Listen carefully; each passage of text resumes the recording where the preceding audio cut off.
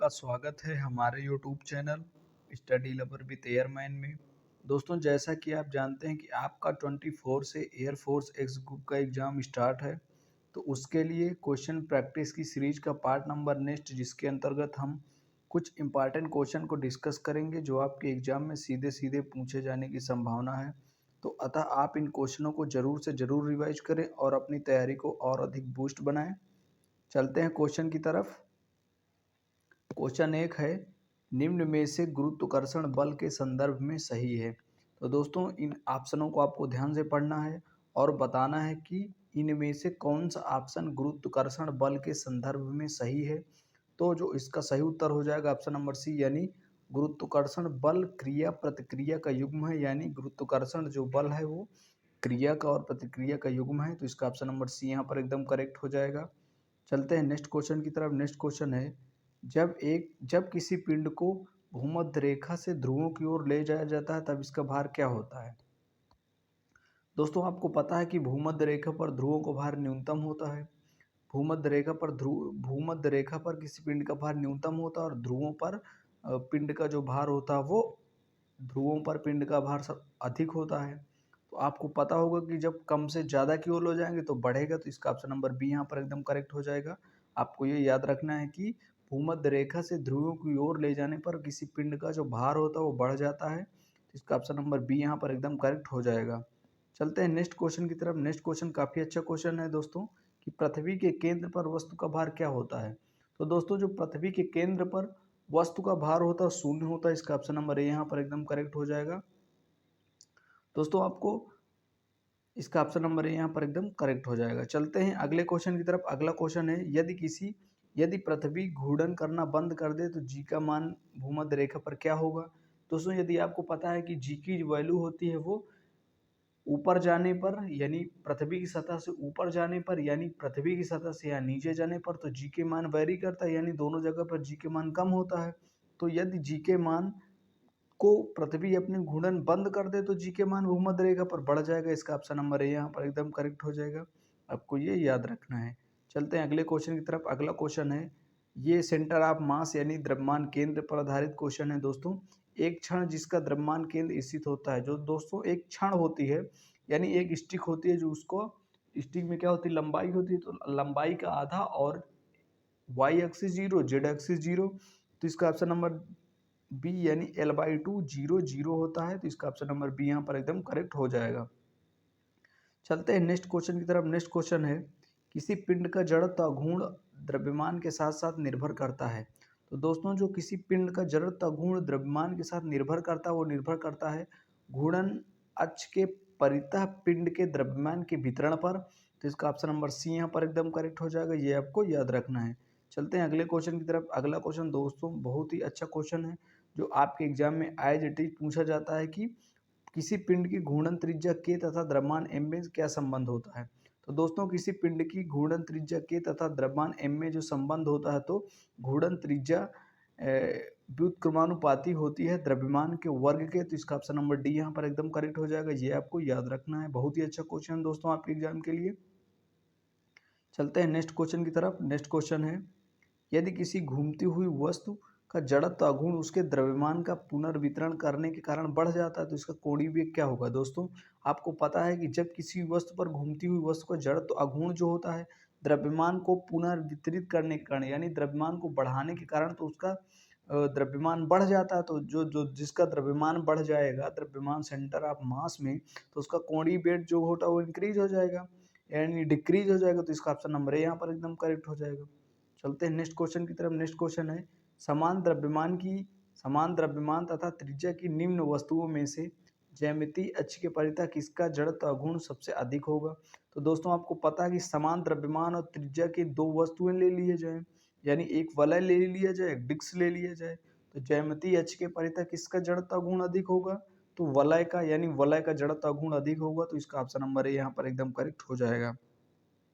चलते हैं अगले क्वेश्चन की तरफ। अगला क्वेश्चन है कि किसी डिस्क का व्यास के परितः जड़त्व अघूर्ण आई है, इसके लंबवत तल के लंबवत केंद्र से गुजरने वाले अक्ष के परितः जड़त्व अघूर्ण क्या होगा। तो दोस्तों, किसी डिस्क का व्यास के परितः जड़त्व अघूर्ण आई है और लंबवत केंद्र से गुजरने वाले अक्ष की बात की जाए तो इसका जड़त्व गुण होता है जो I बराबर होता है 2I होता है। ये आपको याद रखना है। इसका ऑप्शन नंबर बी यहाँ पर एकदम करेक्ट हो जाएगा। चलते हैं अगले क्वेश्चन की तरफ। अगला क्वेश्चन है हुक का नियम परिभाषित करता है। दोस्तों जो हुक का नियम परिभाषित करता है वो क्या परिभाषित करता है? प्रत्यास्था गुणांक को। तो इसका ऑप्शन नंबर बी यहाँ पर एकदम करेक्ट हो जाएगा। दोस्तों अगला क्वेश्चन है निम्नलिखित में से किसका प्रत्यास्था गुणांक का बढ़ता हुआ क्रम है? यानी दोस्तों सबसे अधिक प्रत्यास्था गुणांक किसमें होता है? रबड़ में, इसके बाद कांच में, फिर स्टील में, तांबे में, फिर स्टील में। तो इसका ऑप्शन नंबर बी यहाँ पर एकदम करेक्ट हो जाएगा। चलते हैं अगले क्वेश्चन की तरफ। अगला क्वेश्चन है प्रत्यास्था गुणांक का मात्रक क्या है? दोस्तों प्रत्यास्था गुणांक का जो मात्रक है किलोग्राम प्रति मीटर इंटू सेकेंड स्क्वायर होता है, यानी kilogram into metre into second square होता। तो इसका ऑप्शन नंबर बी यहाँ पर एकदम करेक्ट हो जाएगा। ऑप्शन नंबर बी यहाँ पर एकदम करेक्ट हो जाएगा, ये आपको याद रखना है। चलते हैं अगले क्वेश्चन की तरफ। अगला क्वेश्चन है पूर्णतः दृढ़ पिंडों के लिए यंग प्रत्यास्था गुणांक का मान कितना होता है? तो दोस्तों जो पूर्णतः दृढ़ पिंड यानी वो एकदम ठोस बॉडी होती है तो उसके लिए जो यंग प्रत्यास्था गुणांक का मान होता है वो अनंत होता है। तो इसका ऑप्शन नंबर बी यहाँ पर एकदम करेक्ट हो जाएगा, आपको ये याद रखना है। चलते हैं अगले क्वेश्चन की तरफ। अगला क्वेश्चन है यदि किसी पदार्थ की अनुदैर्ध्य प्रतिबल P तथा यंग प्रत्यास्था गुणांक Y तो प्रति एकांक आयतन की जो संचित प्रत्यास्थ ऊर्जा होगी वो होगी P²/2I। इसका ऑप्शन नंबर ए यहाँ पर एकदम करेक्ट हो जाएगा, ये आपको याद रखना है। चलते हैं अगले क्वेश्चन की तरफ। अगला क्वेश्चन है किसी पदार्थ में अशुद्ध मिलाने पर उसकी प्रत्यास्था का मान क्या होता है? दोस्तों जो आपको पता है कि किसी पदार्थ में अशुद्धि का मान मिलाने पर जो प्रत्यास्था का मान होता है वो बढ़ जाता है। इसका ऑप्शन नंबर बी यहाँ पर एकदम करेक्ट हो जाएगा। चलते हैं नेक्स्ट क्वेश्चन की तरफ। नेक्स्ट क्वेश्चन है किसी तार को खींचकर दोगुना कर दिया जाए तो उसका यंग प्रत्यास्था गुणांक कितना हो जाएगा? दोस्तों आपको पता है कि किसी तार को खींचकर दोगुना कर दिया जाए तो उसका जो यंग प्रत्यास्था गुणांक होगा वो समान रूप से वितरित हो जाएगा। तो इसका ऑप्शन नंबर बी यहाँ पर एकदम करेक्ट हो जाएगा। चलते हैं नेक्स्ट क्वेश्चन की तरफ। नेक्स्ट क्वेश्चन दोस्तों काफी अच्छा क्वेश्चन है आपके एग्जाम के लिए। क्वेश्चन है किसी तार के पदार्थ का यंग प्रत्यास्था गुणांक का प्रतिबल उसके परिणाम के बराबर है। तो दोस्तों यंग प्रत्यास्था गुणांक का प्रतिबल और उसका परिणाम कब बराबर होंगे? जब तार की लंबाई को दुगना कर दिया जाए। तो इसका ऑप्शन नंबर सी यहाँ पर एकदम करेक्ट हो जाएगा, ये आपको याद रखना है। अगला क्वेश्चन दोस्तों, अगला क्वेश्चन एक असंपीड्य द्रव के लिए आयतन प्रत्यास्था गुणांक का मान कितना होता है? तो दोस्तों जो एक असंपीड्य द्रव के लिए आयतन प्रत्यास्था गुणांक का मान होता है वो इन्फिनाइट होता है, यानी अनंत होता है। तो इसका ऑप्शन नंबर बी यहाँ पर एकदम करेक्ट हो जाएगा। चलते हैं अगले क्वेश्चन की तरफ। अगला क्वेश्चन है दोस्तों, ये काफ़ी इंपॉर्टेंट क्वेश्चन है आपके एग्जाम के लिए, आपको ये याद रखना है। बहुत ही प्यारा कॉन्सेप्ट है, इसको आप याद करने की कोशिश करिएगा कि उपग्रह के कक्षीय वेग एवं पलायन वेग में क्या संबंध होता है। तो दोस्तों जो उपग्रह का कक्षीय वेग एवं पलायन वेग में संबंध होता है, तो दोस्तों जो पलायन वेग होता है VE बराबर √2GME। तो जो पलायन वेग होता है वो VE बराबर 2GME/RE होता है अंडर रूट के अंदर। और कक्षीय वेग जो होता है तो V0 बराबर होता है √GME/RE। तो अब जब इन दोनों का कक्षीय वेग तथा पलायन वेग में संबंध ज्ञात करेंगे तो कक्षीय वेग V0 तथा पलायन वेग VE में क्या संबंध होता है? तो VE बराबर यानी पलायन वेग बराबर जो होता है √2V0 के, यानी पलायन वेग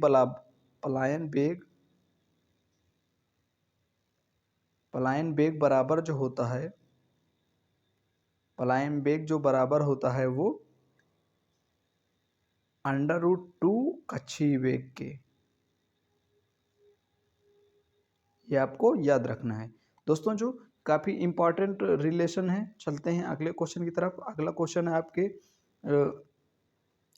क्वेश्चन है दोस्तों, यदि किसी पदार्थ के द्रव्यमान और वेग उनके दोनों को परिणाम से दोगुना कर दिया जाए तो उनकी गतिज ऊर्जा कितनी हो जाएगी?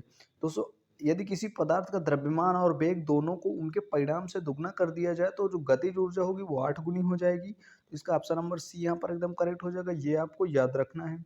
चलते हैं अगले क्वेश्चन की तरफ। अगला क्वेश्चन है दो पिंडों के बीच होने वाले अप्रत्यास्था संघट्ट के दौरान निम्नलिखित में से कौन सी राशि सदैव संरक्षित रहती है?